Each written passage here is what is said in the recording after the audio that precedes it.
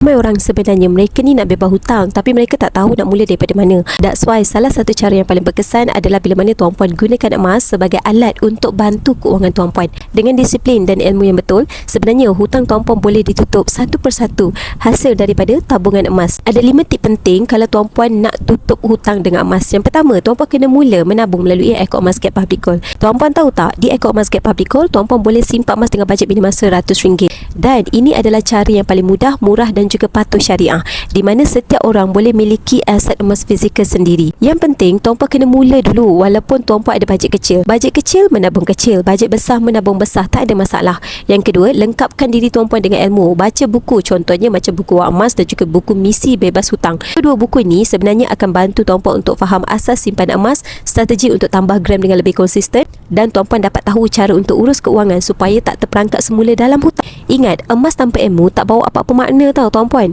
Yang ketiga, menabung emas ikut bajet, bukan ikut harga emas semasa. Contoh, tuan-puan bajet RM200 setiap bulan.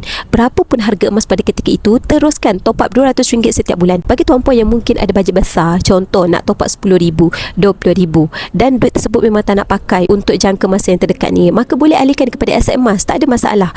Yang keempat, tuan-puan kena ada matlamat bila tuan-puan simpan emas. Kalau sasaran tuan-puan adalah bebas hutang dalam tempoh masa 2 tahun, maka fokus menabung emas daripada sekarang. Emas memang akan ada naik dan juga turun dalam tempoh masa pendek, tapi untuk jangka masa panjang, nilai dia akan sentiasa menaik. Contoh, tahun lepas harga emas untuk 1 gram adalah sekitar RM409. Tahun ini 2026, harga emas untuk 1 gram adalah sekitar RM620. Kita dah tak nampak harga 400 lebih. Yang kelima, tuan-puan kena sertailah program-program edukasi emas dan juga keuangan yang dianjurkan oleh komuniti J100 Network. Banyak program yang disediakan tanpa bayaran untuk bantu penyimpan emas, simpan emas dengan ilmu. Jadi, bagi tuan-puan yang pada hari ini yang nak saya bantu adakan tabungan emas dengan Public Gold, nak saya guide tuan-puan bebas hutang dengan emas, maka isi borang biru ataupun terus rujuk pin di video TikTok saya cara untuk bermula. Saya akan guide tuan-puan dalam simpanan emas dengan Public Gold.